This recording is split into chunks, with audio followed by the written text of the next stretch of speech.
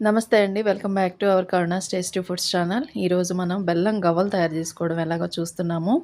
అయితే మైదా పిండి వాడకుండా గోధుమ పిండితో చేసుకోవాలని చేస్తున్నాను. దీనికి ఒక బౌలు గోధుమ పిండి తీసుకున్నాను. అలాగే కొంచెం ఉప్మా రవ్వ, అలాగే ఒక సరిపడా ఉప్పు, అలాగే కొంచెం వంట సోడా, కొంచెం 1 టేబుల్ స్పూను నెయ్యి తీసుకున్నాను. 1 లేదా 2 టేబుల్ స్పూన్స్ నెయ్యి వాడుకోవచ్చు. దీన్ని బాగా కలుపుకోవాలన్నమాట.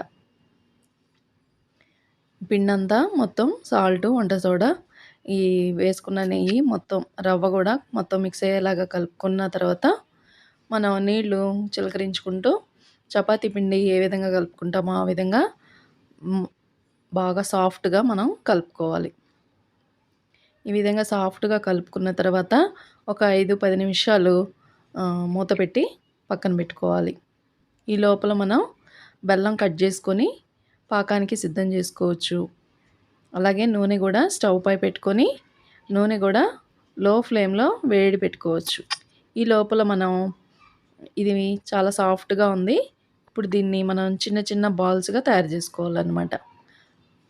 చిన్న చిన్న బాల్స్గా తయారు చేసుకొని వితౌట్ గవ్వ మేకర్, అంటే గవ్వలు చేసే ఆ మేకరు లేకపోయినా కానీ ఇప్పుడు మనం గవ్వని తయారు చేసుకోబోతున్నాం. ఎట్లా అంటే మన ఇంట్లో పిల్లలు ఉన్నప్పుడు నూడిల్స్ తినేవాళ్ళు ఉంటారు కాబట్టి మన ఇంట్లో ఖచ్చితంగా ఫోక్ ఉంటుంది. ఆ ఫోక్ని యూజ్ చేసి ఈ విధంగా గవ్వ చేసుకోవడమే. ఈజీ కదా. చక్కగా దాన్ని స్ప్రెడ్ చేసేసి చేసుకున్న బాల్ని దానికి చక్కగా ఈవెన్గా సన్నగా స్ప్రెడ్ చేసి రోల్ చేస్తే గవ్వ తయారైపోతుంది. ఈజీ కదండి. ఈ విధంగా మనం గవ్వలు తయారు చేసేసుకున్న తర్వాత మనం ఆల్రెడీ నూనె స్టవ్ మీద నేను సిమ్లో పెట్టి హీట్ చేసాను.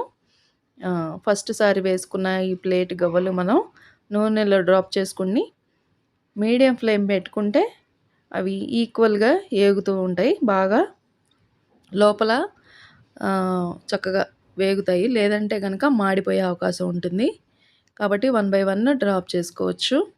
ముద్దగా అయినా వేసేసేయచ్చు. తర్వాత విడలాలంటే బాగా వేడెక్కిన తర్వాత విడదీయడం కష్టమవుతుంది.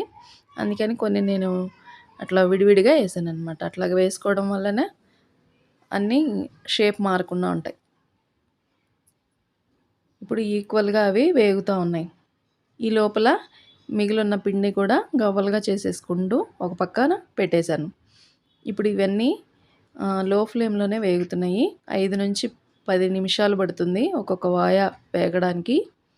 ఈ 5-10 నిమిషాలలో మనం మిగిలిన పిండిని గవ్వలుగా చేసుకుంటూ ఉండొచ్చు. ఇప్పుడు ఇది ఫస్ట్ది రెడీ అయిపోయింది. ఇప్పుడు రెండోసారి మళ్ళీ మనం చేసుకున్న గవ్వల్ని నూనెలో డ్రాప్ చేసేసుకోవడమే. ఇది కూడా ఒక 5-10 వరకు 10 నిమిషాలు టైం తీసుకుంటుంది. ఇప్పుడు ఇవి ఫస్ట్ సారి వేయించుకున్నాము. తర్వాత ఇది రెండోసారి ఈ విధంగా వేయించుకోవడమే. చక్కగా ఈక్వల్గా వేగిపోయినాయి. ఇప్పుడు ఇది స్టవ్ ఆఫ్ చేసేసుకొని ఈ నూనె పక్కన పెట్టేసుకోవాలి. ఇవి చాలా క్రిస్పీగా ఉన్నాయి, చాలా బాగున్నాయి. ఇప్పుడు ఇవి పాకంలో వేసేసుకోవడమే.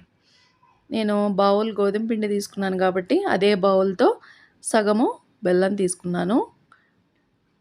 దీనికన్నా తక్కువ బెల్లం తక్కువ తినేవాళ్ళు దీనికి తగ్గించి తీసుకోవచ్చు. కరెక్ట్గా సరిపడా తీసుకొని తినాలి అనుకునే వాళ్ళు హాఫ్ బౌలు సరిపోతుంది. అంతకన్నా ఎక్కువ తీసుకుంటే పాకం ఎక్కువైపోతుంది.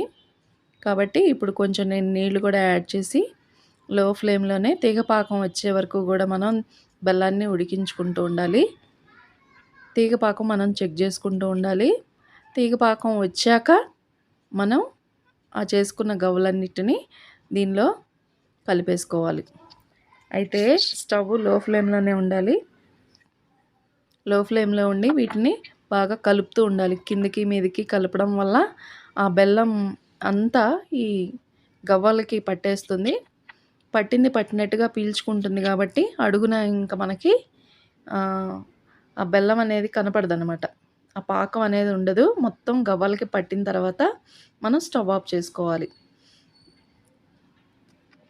చూడండి అడుగున మీకు గవ్వలన్నీ బెల్లాన్ని పీల్చుకున్నవి. ఇప్పుడు మనం స్టవ్ ఆఫ్ చేసుకొని మనం వీటిని ఆరబెట్టుకోవాలి. ఒక 10, 15 నిమిషాలు ఫ్యాన్ కింద పెట్టుకుంటే విడివిడిగా ఉంటాయి.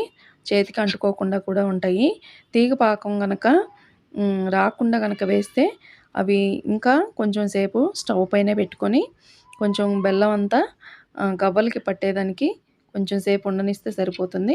నేను ఈ స్టేజ్‌లో కరెక్ట్ స్టేజ్‌లో ఉంది కాబట్టి నేను తీసేస్తున్నాను. చూసారు కదా! బెల్లం ఎక్కడా గూడా తీగ పాకం లేకుండా బెల్లం